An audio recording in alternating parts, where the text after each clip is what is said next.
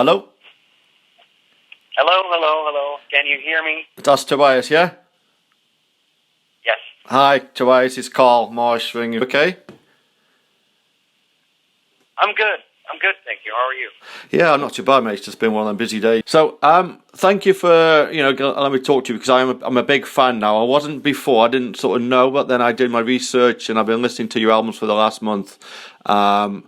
And it's on every day. I mean, I'm in love with the last one. Prequel, is it? Yes, Brickell. Prequel, yeah, that's a work of art. That is just amazing piece of work. That is. Thank you. Yeah, I was going to ask you about that. I mean, on the album itself, you've got a mixture of obviously hard rock, I say soft rock, a bit more ballady. I mean, was that always the idea to throw a mix of all sort of different types of tracks in there? Can you please repeat the question? I'm sitting in a car and it's very, very noisy, so I can't really hear what you said. I'm sorry, what was the actual question? Yeah, sure. Not the whole lead up, just the question. Yeah, sorry. Is that okay? With Prequel, the album, there's obviously a mixture of, say, some hard rock, some, I'd say, soft rock, very ballady type tracks, some orchestral type tracks. How did you go about writing that album? Because it's just like a complete mixture of all sorts of works of art, but do you know what I mean? It's not like, say, some rock albums, they all seem to be linear, do you know what I mean? Like, but with your albums, they're not all the same, the tracks aren't. Has that always been the case? I mean, how do you write the album? I always try to write, for lack of a better way to put it, kind of like Queen. Like, you just write songs. You try to write new songs that you don't have already. And try not to think too much about genres. If you want to write a blues 12, you write a blues 12. And if you want to write a symphonic piece, you write a symphonic piece. If you need a heavy metal bit in it, you write a heavy metal bit. And just wherever the mind takes you. That's why. Not to get stuck. There's not a whole lot of dogmatic rules or, Right. Has that always been the way you wanted to be? Have you always sort of tried to? I mean, I wouldn't say break the mold, but I mean, I'm glad you're like this and your work is like this. But have you always been from the beginning? Have you always thought I'm just going to do it my way? More or less, I've always been fusing. I've always sort of practiced the art of fusion. Even when I wrote like old school death metal, I was always very inspired by all kinds of things, but sort of then fitted into the mold. But the inspiration itself came from. It wasn't like I just sat around and listened to only death metal and just like took that. It was a mixture between all kinds of stuff. I mean, same thing now. Right. Okay. I mean, how do you write the songs? Is it music first or is it lyrics first? There's no rules. Sometimes the song starts with a drum fill. Okay. Some songs start. The idea is sparked by words. Sometimes it's sparked by. It can start with anything really. Right. Okay. And I've got you. I mean, it's a bit of a silly question, but I've been listening to like the last album, and you got Miasma on there, which he's got a saxophone in towards the end. I mean, that's obviously proof that you will try new things. I mean, normally when you listen to like a rock band, you wouldn't find a saxophone playing, or why you're obviously happy to try new things, do new things like that, aren't you? Oh, absolutely, yeah. No, and I've always been a fan of the sax. I always think that, especially in Americana rock, it always has a nice spot. In Bruce Springsteen songs, it's always like that's where it. When you listen to Badlands, like when it really like goes up, when you gear up, the highest note, sort of, that's when the sax comes in. Right. That's the moment I was looking for. Yeah. No, and it works. I mean, it's just you weren't. I wasn't expecting it. And you listen. You think I listened to it about 3 times. I'm thinking that's a sax. That is. But one other silly thing. I mean, I would say that Pro Memoria. It's a beautiful sort of work of art with orchestral start. But would you? I mean, it's something that obviously couldn't be played in a school play. But it must make you laugh, thinking maybe one day it would be played in a school. You mean writing symphonic music? No, I mean with that album, with that track on the album Pro Memoria. It's a sort of track you could play anywhere, but then once the words start to be sang, it's not the sort of thing. Oh, yeah. It's just. I was going to sort of suggest it to my daughter's school to do it at Christmas, but then Bobby's telling no. Right. Yeah. You get it? Sorry. It's supposed to be a little of them. It's not open to us. So is it fair to say then you like to provoke with the appearance of all you guys in Ghost rather than through the music? Was it a bit of both? I'd say that the visual aspects of the band and also what you might refer to as the provoking elements of it is more to the to the entertainment of those who actually like stuff like that, rather than to the annoyance of people who hate it. Right. If that makes sense. The idea is not to exist on the sole premise of provoking people who hate rock and roll and who hate liberty and who hate free thinking and hate intellectualism and love guns and hate foreigners. That was not the point, really. It was, the idea was to entertain people who are opposed to all of these things. Yeah, I can see sort of links. I mean, I saw Alice Cooper on Saturday in Cardiff, and his shows are, like you say, they're a show. They're not there to provoke or to offend. They're just there with the music and to see the show, the element of the show, isn't it? So I guess would Alice Cooper be somebody you sort of got some inspiration from in the early days? Can you please repeat just the question? Yeah, I was going to say, would somebody like Alice Cooper have been an inspiration for you in the early days when you were thinking about the shows? Absolutely. Always been a very important idol of mine. And with obviously with the stage shows and the appearance, and obviously you're obviously not your own character. How much do you sort of can create all that yourself, or have you got a team with you, or is it all down to yourself? Like every time you go on a new album or whatever, you sort of change from a cardinal, you sort of change the appearance of yourself, when you're on stage or in the music videos. Is that something all down to yourself? Well, it's on my shoulders to take initiative, but between me taking initiative and executing, there's obviously a lot of people involved in order to execute the whole thing. And I'm not a tailor. I'm not a clothing designer. I'm not. There's so many people needed in order to make. I'm not a mask maker. But I think. Yeah, I rely on a lot of people to make all these things happen. But you have the final say. I mean, because I know it's just when you read things, you said obviously it's like you obviously write all the music, and I mean, would you have said that you would prefer to have been not exposed as Tobias and left it for a few more years, or are you happy that you sort of your identity was sort of came out, or you came out with your identity of who you were in the last few years? Sorry, I didn't hear the question. Oh, sorry, that's like my phone. Would you have liked to have remained, sort of in character for a few more years, or are you sort of happy that when it was announced who you were in, real life? The character is still, or the character keeps on living.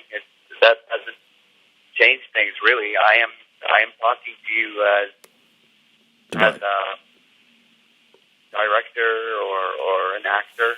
Mm. The same way that Harrison Ford would talk to you, he would not interview Solo. Yeah, true. Or, you know. Yeah, Indiana Jones. Yeah. Yeah, but that's basically it. Yeah. Yeah, I understand. No, I was just unsure because I wasn't sure if you wanted to sort of perpetuate, and keep on going as being, just for the myth of who you were behind the band. But obviously, it got announced that you were. When can we expect the next album to be coming out? One more time. I'm sorry. I can't really not hear you very well. So anything that you're saying, I have to really, really, really try to decipher what it would. I'm sorry. Yeah, sorry. My Swedish isn't very good either. So sorry. I was going to. It's a really bad line. I'm traveling as well. I'm sitting in a car, so I'm going. Oh shit. Okay. I was going to say, when will the next album be out? Beginning of 2021. Okay. And how have you sort of, what sort of direction is this one going to go in? I can see some, there's been an organic change from, say, the first album to, say, the last album, the 4 albums. So you started off very dark, and then you got to be a bit more, more user-friendly towards the last album. What direction is the next album going to go in? I can't tell you.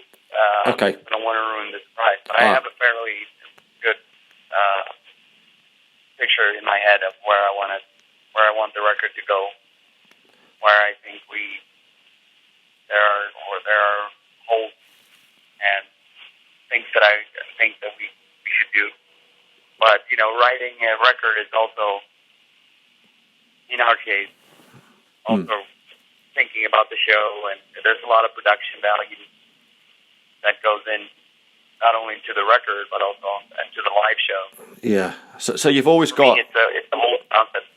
So you've always got that in the back of your mind when you're writing for the next album. You've always thought of the show and the videos. You've always sort of. It's not just about the music. You've got to think of the whole big picture. Yes, that is correct. And that's hard, isn't it? That must be really hard. No, that's the fun bit, I think. Is it? But you need to have your radar on. You need to sort of keep your compass firmly in your hand, so that you don't sort of sidestep. Right, but who do you bounce your ideas off, or your sort of the music? Do you bounce them off, say, some of the other band members, or is it just yourself, or do you know what I mean? Do you have sort of a sit around a table and then?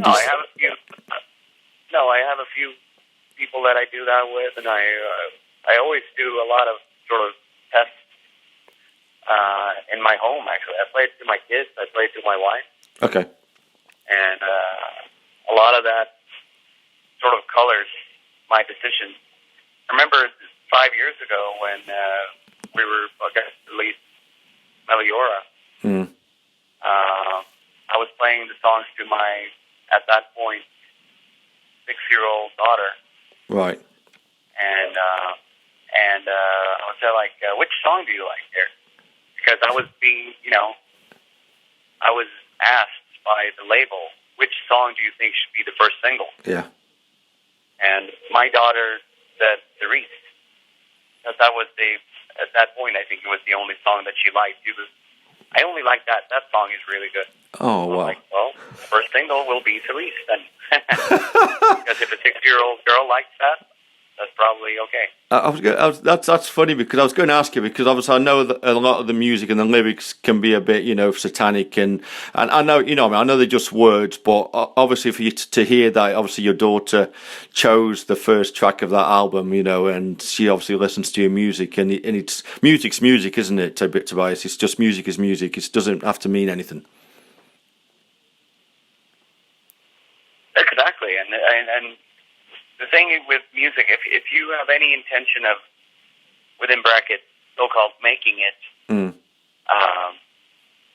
you need to understand that there needs to be a certain, same way, if you're starting a restaurant, the dishes that you're serving need to appeal to an X amount of people. It can't just appeal to people with an acquired taste. Then you will have you won't have much business. Yes, yeah. You know, it's always like when you play music sometimes to people, they're like, well, I don't know anything about music. That's not important at all. I just want to know what you feel when you hear it. You're not supposed to sell it to people who know music. Yeah, yeah. So it's important what a kid thinks. It's important what your mother-in-law thinks of it, or you know, because it's all about feeling. Unless you really, really, really just want to appeal to the jazz police, then then you might want to consider a different route. But yeah, but it's important that you show your music to people who aren't savvy of all the influence. Yeah, I agree. For yourself, then, you've got an amazing voice. You know, your tone is off the scale. When did you discover you could sing? Thank you.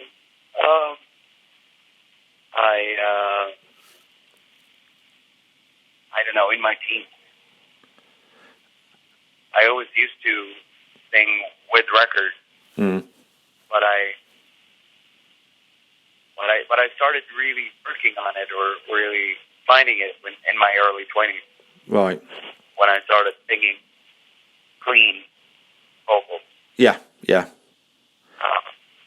Before this, I was a vocalist, but I was singing some metal, so it was a completely different. Right. Okay. I get you. Tonality. Yeah. Oops, sorry. Last question. Yeah. Last question. Yeah.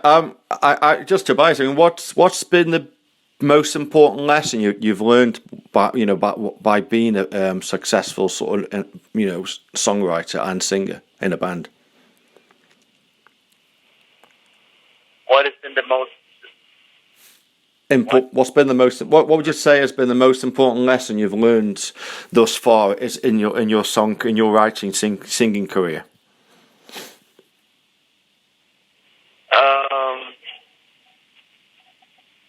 Trying not to complicate things and rely on the ancient wisdom that there are just a few chords, there are just 8 notes, and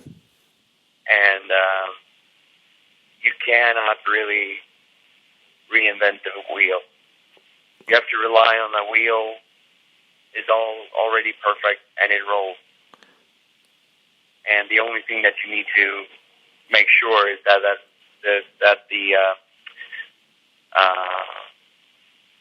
it rolls relatively smoothly. And so the only thing that you can sort of construct is the surface on which your wheel rolls on. And sure, I mean, just for the bumps, if you like bumps, you can put a stone there just to make it feel a little bumpy. But you cannot, like, you still, if you're hoping for this vehicle to move, the wheel needs to be round still. And it's the same thing with writing. Like, don't complicate things. Sometimes you can hear people trying to write songs with chord changes that are like, oh, it's super original. Yeah, absolutely. And it's unlistenable because it doesn't take you anywhere. Yeah. You should choose this chord changes. Yeah, but it's so predictable. Yeah, but it feels good. Wow. Thank you. That's the best answer I've had to any of my questions I've had, and I've done hundreds of interviews. I really appreciate that. That's phenomenal. Seriously. Thank you. Yeah, well, thank you. No, thank you, Tobias, and I'm looking forward to the concert in Cardiff, so I'll come and see you soon. Thank you. I am as well. Thank you very much. Thank you, my friend. Thank you. Much appreciated. Thank you. Thank you. Bye-bye. Thank you. Bye-bye. Bye-bye.